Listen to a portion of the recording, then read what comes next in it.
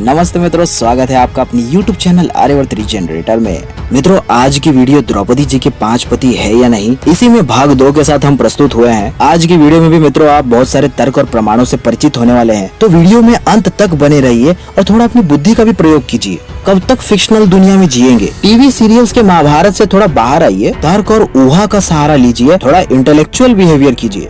हमारे शास्त्र अंधभक्त होना नहीं सिखाते। आंख मूंद कर हर बात को प्रमाणिक मान लेना सनातन धर्म की शिक्षा नहीं है। तो जो भी हमारे चैनल पर आज नए आए हैं, बुद्धि खोलकर आज की वीडियो श्रवण कीजिए। आज की वीडियो से कुछ नई जानकारी मिले तो वीडियो को लाइक भी कर दीजिए, शेयर भी कर दीजिए। आइए वीडियो आरंभ करते हैं।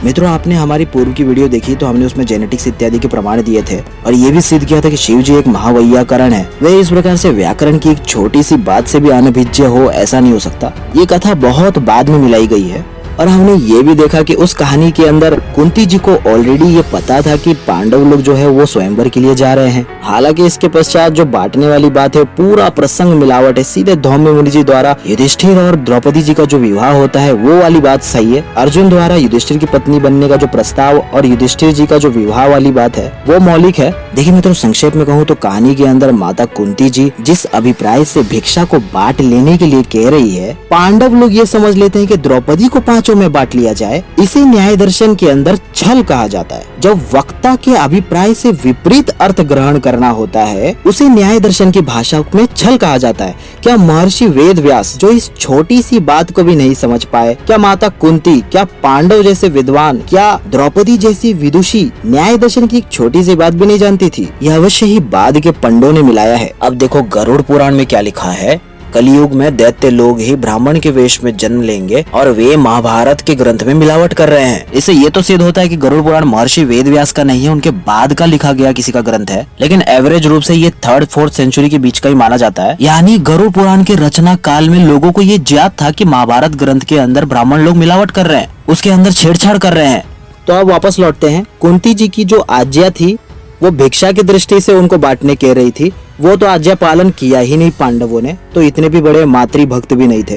कुंती कुछ दूसरी कहने चाह रही थी और ये दूसरा ही कुछ कर रहे हैं। आगे अर्जुन जी छोटे भाई होते हैं तो द्रौपदी से कहते हैं कि तुम मेरे बड़े भाई युधिष्ठिर जी से विवाह कर लो, और द्रौपदी जी इसमें स्वीकार कर लेती है। तो ये कथा आप सभी जानते हैं। इसमें शंकर जी वाली कथा गप है, हमने पूर्व में भी सिद्ध किया है। और जो लोग ये कपोल कल्पित दैवीय चमत्कार ही मानते हैं, उन लोगों के लिए ये चैनल नहीं है। यहाँ पर केवल प्रमाणों के आधार पर बात होती है। जो बात सभी के सभी प्रमाणों से अविरुद्ध हो, हम केवल उसे ही सत्य मानते हैं, बाकी सारी चीजों को नहीं मानते। और महाभारत को इन्हीं लोगों ने काल्पनिक और माइथोलॉजी बनाया है। मित्रों, हमारे ऋषि महर्षि लोग कभी कपोल कल्पित बातें नहीं लिखते, एकदम तर्क युक्त और विज्ञान युक्त बातें लिखते हैं।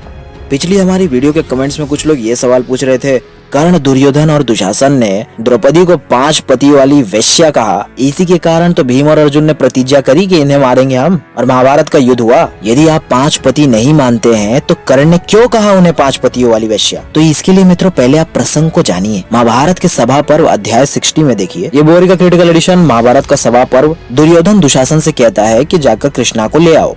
यहाँ 21वें श्लोक में देखिए, दुशासन के इस प्रकार कहने पर द्रौपदी दुखी चित्त से अति कातर होकर उठी और अश्रु द्वारा मैले हुए मुख को हाथों से पोंछकर जिधर कुरु श्रेष्ठ वृद्ध राजा धृतराष्ट्र की स्त्रियां थी उसी ओर चली। यहाँ देखिए धृतराष्ट्र की अनेकानेक स्त्रियां थी, यहाँ प्रसिद्ध होता है। आगे देखिए स्पष्ट रूप से लिखा, तब दुशासन क्रोध में भरकर गिरफ्ता हुआ, वेग से द्रौपदी के पीछे चला और काले लंबे घुंघराले बालों से उस राजा युधिष्ठिर की पत्नी को पकड़ लिया।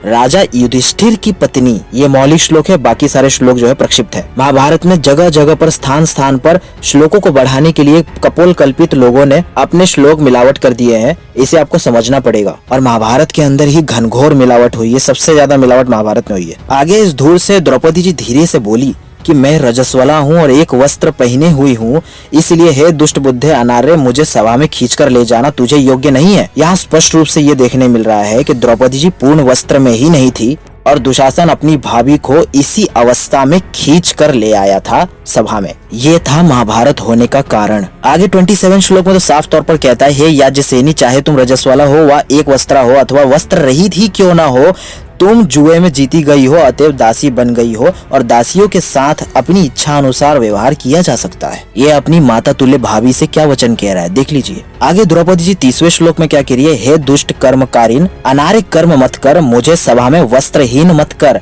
यहाँ वस्त्रहीन से अर्थ साड़ी खींचना नहीं है, यहाँ वस्त्रहीन अवस्था में जो लेकर जा रहा था, जिसको भ्रांतिवश बाद में ये दैत्य रूपी ब्राह्मणों ने अपने श्लोक मिला के एक दूसरी वस्त्रहीनता की एक पूरा प्रसंग जोड़ दिया, जिसे आज चीरहरण प्रसंग कहा जाता है। तू मुझे मत खींच रे दुष्ट, यदि इंद्रादि देव भी तेरी सहायता करेंगे तो भी पांडव तुम्हें क्षमा न करेंगे। यहाँ महाभारत काल में इंद्र एक पदवी थी। आगे 32 में देखिए, कुरु वीरों के मध्य में जो तू मुझ रजस्वला को खींचता है वह अनार्यों का काम है। मेरी यहाँ कोई पूजा भी नहीं कर रहा है, इसलिए निश्चय से ये सब तेरे मत में है।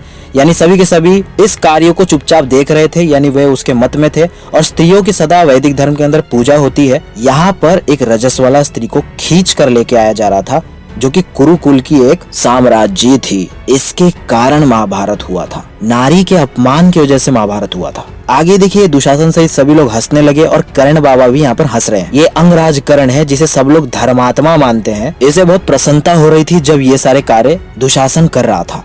आगे देखिए, ये सब देखते हुए विकर्ण जो है वो क्रोध में आकर के ये कहता है, हे राजाओं, आप लोग इस प्रश्न का उत्तर दे या न दे, पर हे कौरवों, यह मैं जो न्याय समझता हूँ वह कहता हूँ। हे नर श्रेष्ठों, राजाओं के निमित्त 4 व्यसन कहे गए हैं, प्रज्ञा, मद्यपान, जुआ और स्त्रियों पर अधिक आसक्ति। यहाँ आप सभी लोग व्यसनों में पढ़कर ये सारे कार्य किए हैं। इसी से न्याय दर्शन के अनुकूल और न्यायवत द्रौपदी को न किसी ने हारा न किसी ने जीता है। इस पर कर्ण जो है विकर्ण से क्या कहता है, देखो सब राजा लोग द्रौपदी से पूछे जाने पर भी कुछ न बोले, यानी द्रौपदी जी के सवालों के उत्तर नहीं दे पाए, क्योंकि मैं समझता हूँ कि वे मानते हैं कि द्रौपदी धर्म से ही जीती गई है। इसलिए हे धृतराष्ट्र, तुम अपनी मूर्खता के कारण ही दुखी हो रहे हो, क्योंकि तुम बालक होकर भी सभा में बूढ़ों की सी बातें करते हो। हे दुर्योधनानुज, तुम धर्म को यथावत नहीं जानते, इसीलिए मंद बुद्धि वाले तुम द्रौपदी को जीत लेने पर भी कहते हो कि वह जीती नहीं गई। आगे देखिए मित्रों, ये जो मार्क किया मैंने 2 श्लोक की मिलावट है। इसके पश्चात जो श्लोक है वो मौलिक है, प्रसंग अनुकूल है। अतः इसको एक वस्त्र में अथवा नंगी होने पर भी सभा में लाया जाना कोई बहुत आश्चर्य की बात नहीं है, ऐसा मेरा विचार है। कर्ण कहता है कि द्रौपदी को उन्होंने जीत लिया है, इसलिए ये वस्त्र रहित भी इसे लाया जाए तो इसमें कोई अधर्म नहीं है। इसी कारण महाभारत हुआ है। आगे अध्याय 63 में कर्ण के फिर से ऐसे ही वचन मिलते हैं, इन्हीं कारणों से महाभारत हुआ है। आगे नीच दुर्योधन जो है द्रौपदी को अपने जांग पर बैठने का इशारा करता है और कर्ण को देख करके हंसता है, यानी ये सारे अपमान में ये दोनों की मिली भगत थी। इस वजह से कर्ण को मारा गया है और ये महाभारत का युद्ध हुआ है। यानी यदि हम कर्ण के द्वारा कही गई 5 पति वाली वेश्या की जो गाली है उसे अनदेखा भी कर दे तो कर्ण को मारने की कई सारे वजह है, कई सारे कारण है कि कर्ण को मार ही देना चाहिए, वो उसी योग्य है। अब भी जो लोग पंडे पुजारी पौराणिक नहीं मानेंगे कि देखो द्रौपदी जी के 5 ही पति होना चाहिए, क्या फर्क पड़ता है, 5 पति हो गए तो कोई फर्क नहीं पड़ता हमें। एक स्त्री 5 पतियों से विवाह कर ले तो क्या फर्क पड़ जाएगा, शास्त्रों में कभी विरोध किया इसका? तो इसके लिए मित्रों देखिए देवी भागवत का 9वां स्कंद अध्याय 35 में क्या लिखा है। 1 पति वाली स्त्री पतिव्रता तथा 2 पति वाली स्त्री कुल्टा कही गई है, 3 पति वाली स्त्री धर्षणी, 4 पति वाली पुंसचली, 5-6 पति वाली वेश्या तथा 7-8 पति वाली स्त्री को पुंगी जानना चाहिए। इससे अधिक पुरुषों से संबंध रखने वाली स्त्री को महावेश्या कहा गया है। वह सभी जाति के लोगों के लिए अस्पृश्य है। सनातन वैदिक धर्म के अंदर 5 पति रखने का कोई विधान ही नहीं था, पुराण भी नहीं मानते, और ये पुराण तो सीधे तौर पे कॉन्ट्राडिक्ट करके उसे वेश्या कह रहा है। क्या इन्हें नहीं पता था महाभारत में एक स्त्री 5-5 पति रख रही है? अवश्य ही देवी भागवत के सेक्ट ने इसे माना ही नहीं यार।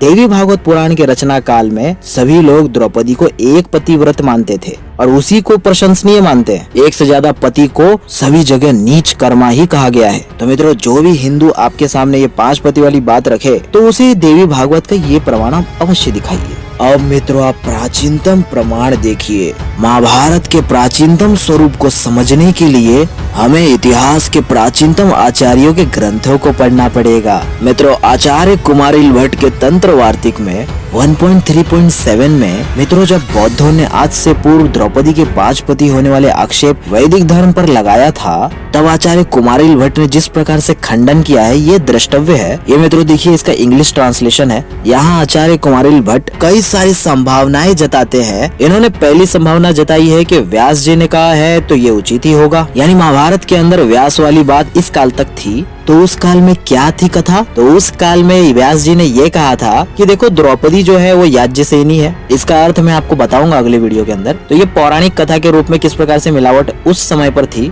उसे देखिए मित्रों। यज्ञ से द्रौपदी जी युवावस्था में ही निकली। अब ये उनको लक्ष्मी भी कह रहे हैं। इससे उनके ऊपर 5 पति का दोष नहीं लगता है, ये इन्होंने पहला हेतु दिया। अब इन्होंने और क्या क्या आशंकाएं जताई थी जो उस काल में महाभारत के कई सारे संस्करणों में मौजूद थी, कथानक मौजूद थी, वो देखिए। आगे कहा है कि द्रौपदी जो है वो चमत्कारिक स्त्री थी, वो प्रतिदिन यंग हो जाती थी तो उनके साथ कोई भी व्यभिचार का दोष लिप्त नहीं होगा। तो ये कथानक भी उस समय पर प्रचलित थी। आगे इन्होंने एक और हेतु दिया है कि भगवान श्री कृष्ण ने कर्ण से प्रॉमिस किया था कि छठे दिन द्रौपदी जी तुम्हारे साथ जाएगी, यानी 5 दिवस जब पांडवों के साथ बिताएगी तो छठे दिन कर्ण के साथ उन्हें बिताना पड़ेगा, क्योंकि कर्ण उनका छठा भाई था। वैसे ये भी कपोल काल्पनिक कथानक है, लेकिन ये उस समय की महाभारत में प्रचलित थी जो कुमारिल भट्ट के काल की थी। यानी देख रहे हैं कि किस प्रकार से कथानक को ही बाद में जोड़ जाड़ के स्वरूप पूरा चेंज हो गया आज महाभारत का। और इसमें ये कह रहे हैं कि कृष्ण भगवान ने क्यों ये प्रॉमिस किया, वो तो एक ऑथोरिटेटिव पर्सन है, ये हेतु भी कोई काम का नहीं लग रहा है मित्र। तो आगे देखते हैं अनदर एक्सप्लेनेशन वो क्या दे रहे हैं कि द्रौपदी ही 5 हो गई थी और वो द्रौपदी रोज 5 पांडवों के साथ निवास करती थी। ये हेतु भी प्रत्यक्ष विरुद्ध है। और it may be that she was the wife of Arjun alone and yet she is spoken as being to all. यानी यहाँ पर कुमारिल भट्ट ये हेतु दे रहे हैं कि देखो ये मात्र अर्जुन की ही पत्नी हो, क्योंकि उसी ने उन्हें जीता था। और ये एक अपमान करने के लिए ये आरोप लगाता होगा कि तुम 5 पांडवों के साथ संबंध रखती हो। यानी द्रौपदी के 5 पति हो, जैसे कि उसका नाम कुछ लोग पांचाली रखते हैं क्योंकि वो पांचाल निवासी थी। इससे कुछ संस्कृत न पढ़े हुए लोगों ने क्या किया, इसे 5 पतियों वाली बना दिया। अब यहाँ पर कुमारिल भट्ट 5 पतियों का खंडन कर रहे हैं और आशंका स्वयं से जता रहे हैं, स्वयं हेतु दे रहे हैं कि ऐसा नहीं हो सकता। इस कहानी में प्रक्षेप तो लग रहा है, लेकिन हो ना हो पति तो एक ही होना चाहिए, क्योंकि वही धर्मानुकूल है। कुमारिल भट्ट ने एक भी पुराण का हेतु नहीं दिया, कोई किस्से कहानी नहीं बताया कि देखो उस कारण से हुआ होगा, देखो उस पुराण में ये लिखा है। कुमारिल भट्ट के काल में पुराण थे ही नहीं तो रेफरेंस कहाँ से देंगे। ये सब 3rd-4th सेंचुरी के अंदर बना हुआ सारे पुराण थे। इसी वजह से कुमारिल भट्ट ने उनका कोई सहारा नहीं लिया, न शिव जी की कोई कथा मानी। कहानी के साथ कुछ तो गड़बड़ है। एक स्त्री के 5 पति हो नहीं सकते, एक ही ठीक मानने योग्य है। निश्चित रूप से ये दिख रहा है कि कुमारिल भट्ट जी यहाँ पर कंफ्यूज थे। और शिव जी की कथा भी बहुत बाद में मिलाई गई है, यानी शिव जी का उन्होंने हेतु ही नहीं दिया। शिव जी की तो कुमारिल भट्ट के भी बाद में लोगों ने जोड़ दिया ये श्लोक। यहाँ मित्रों जो सही उत्तर है वो धर्म के अनुसार जो सबसे बड़े भाई है यानी राजा युधिष्ठिर, उनके साथ ही द्रौपदी जी का विवाह हुआ था। उन्हीं की वो धर्म पत्नी थी, एकमात्र उनकी ही पत्नी थी। ये हमने कुमारिल भट्ट जी के प्राचीनतम हेतुओं के आधार से, ये आधार संस्कृति से अपने सिद्धांत को बनाया है और ये वेद विरुद्ध नहीं है। तो मित्रों इसी के साथ आज के लिए केवल इतना ही। सभी को सादर नमस्ते जी।